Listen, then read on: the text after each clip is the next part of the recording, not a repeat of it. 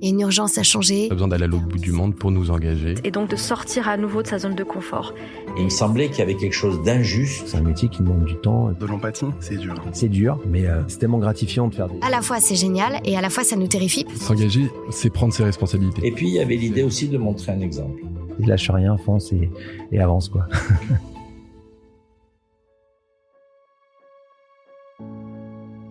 Elle s'appelle Alice Driesch. Elle a bientôt 30 ans et vit en région lyonnaise.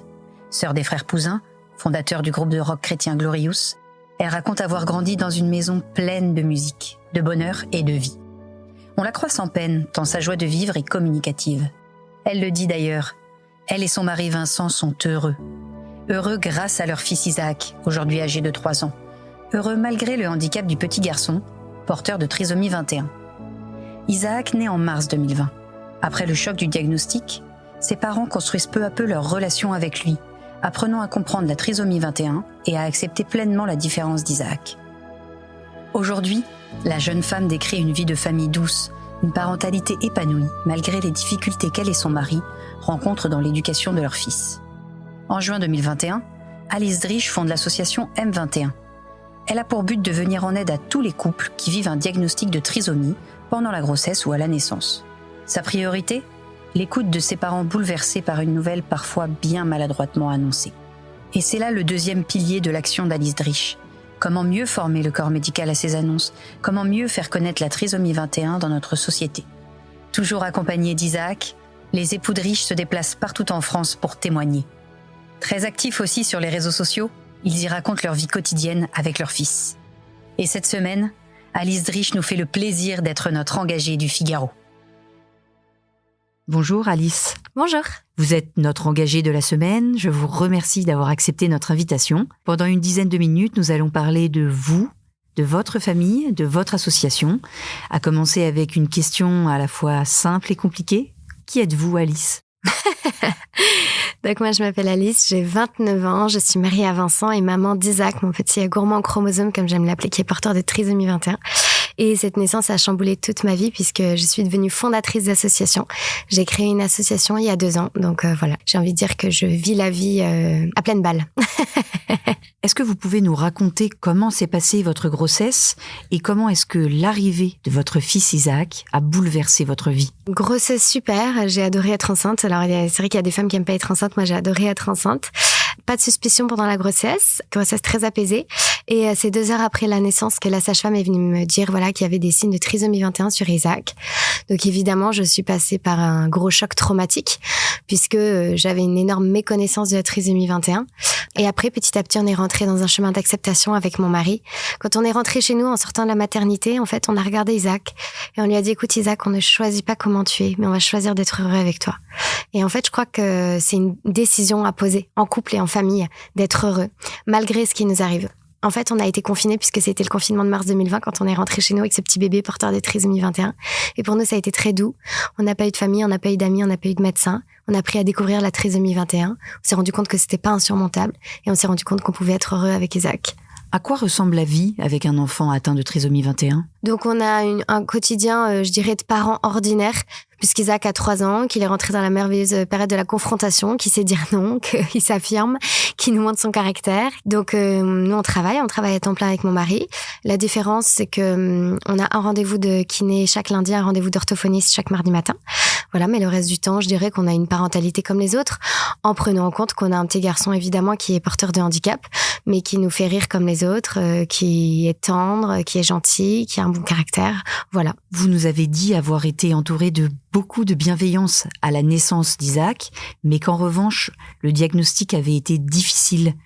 Comment pourrait-on améliorer l'annonce d'un tel diagnostic ? Déjà, en fait, avec l'association M21, c'est ce qu'on s'est rendu compte, c'est que on écoute toutes les semaines. On écoute toutes les semaines tous ces couples qui traversent des chocs traumatiques d'annonce de trisomie 21. Et en fait, nous, ce qu'on leur offre, c'est 1 heure au téléphone dans laquelle ils vont se sentir écoutés et compris. Avec M21, on n'est pas là pour influencer sur une décision, on n'est pas là pour dire aux gens gardez votre enfant trisomique, pas du tout. On est là pour leur dire c'est ok le choc traumatique que vous vivez, c'est ok les pensées sombres que vous avez, c'est ok que vous n'alliez pas bien dans ce que vous vivez, mais juste exprimez-le. Vous avez le droit de pleurer, vous avez le droit de craquer. Et je crois que ça, en fait, c'est hyper important pour les gens. Et d'ailleurs, souvent, ils nous écrivent après en nous disant merci, parce que pour une fois, je me suis sentie comprise, je me suis sentie écoutée. L'autre chose après, c'est que, et c'est notre deuxième axe avec M21, c'est d'œuvrer avec le corps médical. Parce que je crois qu'aujourd'hui, il y a une urgence à changer la manière dont on l'annonce. Il y a une urgence à changer les termes qui sont employés. Il y a une urgence à changer le cadre qu'on pose en tant que médecin quand on annonce ça. Voilà. L'annoncer juste à la maman quand elle est seule sans son mari, ou l'annoncer au téléphone quand madame est en train de faire les courses. Non, ça, c'est pas possible. Et ça rajoute du traumatisme à une annonce qui est déjà traumatisante. Vous partez beaucoup en conférence avec votre mari et parfois même souvent tout le temps avec Isaac, un peu à travers la France, partout, on peut vous suivre. Qu'est-ce que c'est que ces conférences? À qui est-ce que vous vous adressez? Pourquoi c'est important pour vous? En fait, il y a 2 ans, on a été appelé par un prof d'un établissement qui nous a dit « je suis tombée sur votre histoire avec Isaac. On organise une journée de sensibilisation au handicap pour nos élèves. Est-ce que ça vous dit de venir raconter votre histoire ?» Donc, il y a 2 ans, on est parti avec Isaac dans nos bras qui avait 1 an. Et puis, on a raconté notre histoire aux jeunes. Après, on a mis sur les réseaux sociaux qu'on était allé dans une école. Et en fait, là, ça a été dingue. On a reçu une 40aine de demandes un peu partout en France qui nous disaient « mais en fait, venez avec Isaac, venez raconter votre histoire ». Pour nous, ça nous a un peu tombé dessus. Donc, on a dû revoir nos vies professionnelles puisqu'on a eu énormément de demandes. Donc là, c'est une année particulière. On voyage à peu près 1 semaine chaque mois dans une ville différente. Ce qui est incroyable, c'est que peu importe là où on se déplace, peu importe les jeunes à qui l'on parle, peu importe l'âge qu'ils ont, tous, ils ont une telle méconnaissance sur le handicap. Ils ont une telle peur du handicap. Ils ont une telle peur de la différence. Ils ont une telle méconnaissance de la trisomie 21, en fait, qui est effrayante. Donc, à la fois, c'est génial et à la fois, ça nous terrifie parce qu'à chaque fois qu'on voyage, on se dit, OK, il y a un travail de fou. Il y a un travail de fou pour aller dans les établissements, pour faire parler les jeunes sur le handicap, faire parler les jeunes sur la différence. Pourquoi? Parce que je crois que quand on les fait parler, c'est là que les peurs tombent. C'est là que les préjugés tombent. Et c'est là qu'en fait, il y a un changement qui commence à s'opérer dans l'intelligence, dans la conscience. Et là, ça devient très beau. Et donc, on offre une conférence de 2 heures où on va faire un voyage aux jeunes. On va leur raconter la naissance d'Isaac. On leur fait vivre vraiment notre accouchement en tant que couple, Vincent et moi. Lui, en tant qu'homme, il raconte son expérience et moi en tant que femme. Et après, au-delà de notre histoire, on va surtout les faire parler. On fait beaucoup parler les jeunes.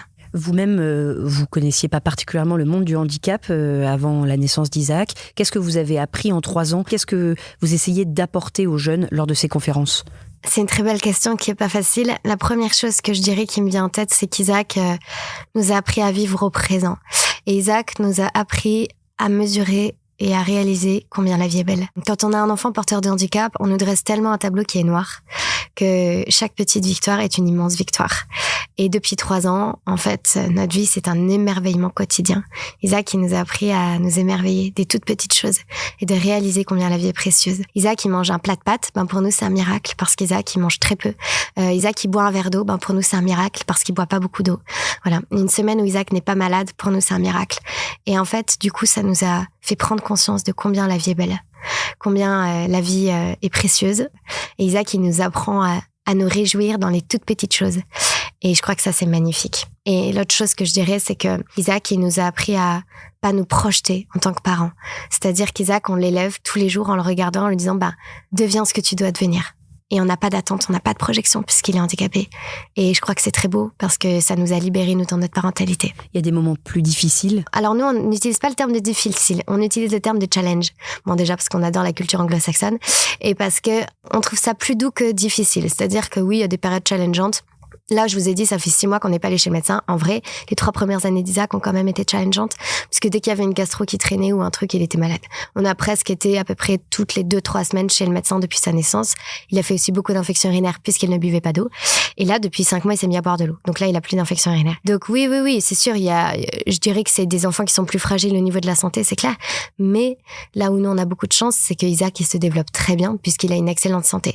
Et c'est pas le cas de tous les enfants porteurs de trisomie 21. Donc on est reconnaissant pour ça. On a parlé tout à l'heure des réseaux sociaux. Vous êtes très présente sur ces réseaux.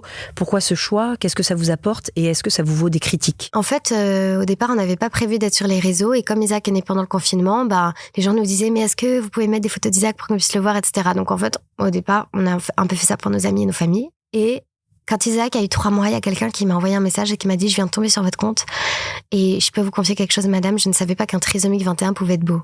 Et donc, vous venez de changer mon regard. » Et là, ce jour-là, quand j'ai reçu ce message, je me suis dit « Waouh, c'est pas possible. » Et en fait, j'ai commencé à recevoir plein de messages comme ça. De gens qui me disaient « Mais je ne savais pas qu'un petit trisomique pouvait être souriant si petit, pouvait... » Voilà.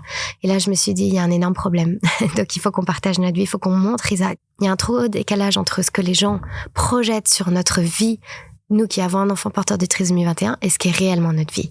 Et donc c'est pour ça qu'on s'est mis à partager notre vie pour dire mais en fait on a une vie douce et on va bien et notre couple va bien. Et c'est pas parce qu'Isaac est arrivé avec une trisomie 21 qu'en fait on va divorcer, qu'on dort plus la nuit. Non, en fait on va bien. Et donc on a voulu montrer ça. Est-ce que ça nous vaut des critiques ? Franchement très très peu. C'est très... Alors oui, on a reçu quelques messages de haters. Bon, je vais pas vous mentir, on les supprime très vite et puis surtout on leur donne pas d'importance parce que je crois que plus on leur donne de l'importance, plus on nourrit ça. On est quand même vraiment globalement entouré d'énormément de bienveillance. Et ce qui est très beau, c'est quand on reçoit des messages, en fait, la plupart du temps de gens qui nous disent « En fait, j'ai vu Isaac et il a changé mon regard sur la trisomie 21. » Donc ça, c'est beau. Vous êtes catholique, pratiquante et vous ne vous en cachez pas, sur les réseaux notamment.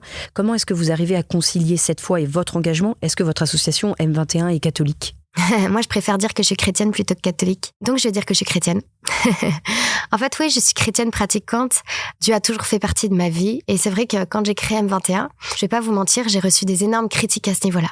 Il y a plein de personnes qui m'ont appelé, qui m'ont dit surtout cache ta foi, surtout ne dis pas que tu es chrétienne, ne dis pas que tu as travaillé pour l'église pendant des années, sinon ton association ne fonctionnera pas. Et en fait, j'ai été assez choquée quand j'ai reçu ces appels parce que je me suis dit, mais en fait, j'ai le droit d'être chrétienne. Et j'ai le droit de créer une association qui n'est pas chrétienne. Mais je crois qu'en France, on a un gros problème avec les chrétiens. Et surtout les chrétiens engagés. Mon association, elle est absolument aconfessionnelle et apolitique. Mais je ne me cacherai jamais que ma foi est mon moteur. Que tous les matins de 6h à 7h, je suis en prière. Il y a des gens qui font du sport, moi je prie. Voilà, ça me fait du bien. Quelles sont vos pistes pour l'avenir, professionnellement, personnellement, avec Isaac ? Il faut pas que je réponde publiquement parce que c'est mes questions un peu intimes du moment. Donc, si vous me réinvitez dans un an, peut-être que je vous répondrai vraiment. Mais non, ouais, j'ai d'autres rêves, j'ai de nouveaux rêves que j'ai envie de créer, envie de faire pour ma vie, ça c'est clair. En fait, mon rêve principal, c'est aussi de me décentrer de M21 pour qu'il y ait d'autres gens qui travaillent dans cet asso et que je sois surtout pas le centre de cet asso. À long terme, j'ai vraiment à cœur que cet asso, elle décolle et elle décolle aussi en dehors de moi, de mon témoignage et qu'elle existe à travers d'autres personnes parce que je crois que l'idée de M21, en fait, c'est beaucoup plus large que moi, beaucoup plus large que mon histoire. Et j'ai à cœur que M21 puisse s'ouvrir un peu partout en France, qu'il y ait d'autres gens qui puissent être salariés, qu'on puisse employer d'autres personnes, que ça puisse grossir, que ça puisse grandir et qu'on arrive vraiment à avoir un impact à la fois sur le corps médical et à la fois sociétal pour amener la connaissance. La vision de M21, c'est la connaissance efface la peur et laisse place à la confiance. Et en fait, je crois que c'est vraiment ça notre mission. C'est d'apporter la connaissance sur le handicap, la connaissance sur la trisomie 21, la connaissance sur ça. Question traditionnelle de fin d'émission, vous étiez l'engagé du Figaro de la semaine. Si vous pouviez choisir, qui serait votre engagé ? Je choisirais Lénaïque Stephens, qui est une psychologue, qui a écrit un livre récemment qui s'appelle « Parents, soyez heureux ». Et elle écrit sur l'éducation. Elle encourage énormément les parents à prendre soin de leur couple, parce que si les gens prennent soin de leur couple, alors l'éducation de leurs enfants fonctionnera bien. Et elle donne des méthodes concrètes sur l'éducation. Et nous, on suit beaucoup cette méthode-là avec mon mari pour éduquer Isaac, parce que pour nous, l'éducation est hyper importante, qu'il soit trisomique ou non, c'est hyper important. Et c'est une femme que je trouve très inspirante et elle dit des choses absolument éclairantes, je pense, pour tous les couples qui ont des enfants bas âge et qui galèrent dans l'éducation. Eh bien, merci beaucoup, Alice. Merci à vous. Merci d'avoir écouté ce podcast. Je suis Aude Barietti, journaliste au Figaro. Vous pouvez retrouver les engagés du Figaro sur Figaro Radio, le site du Figaro et toutes les plateformes d'écoute. À bientôt.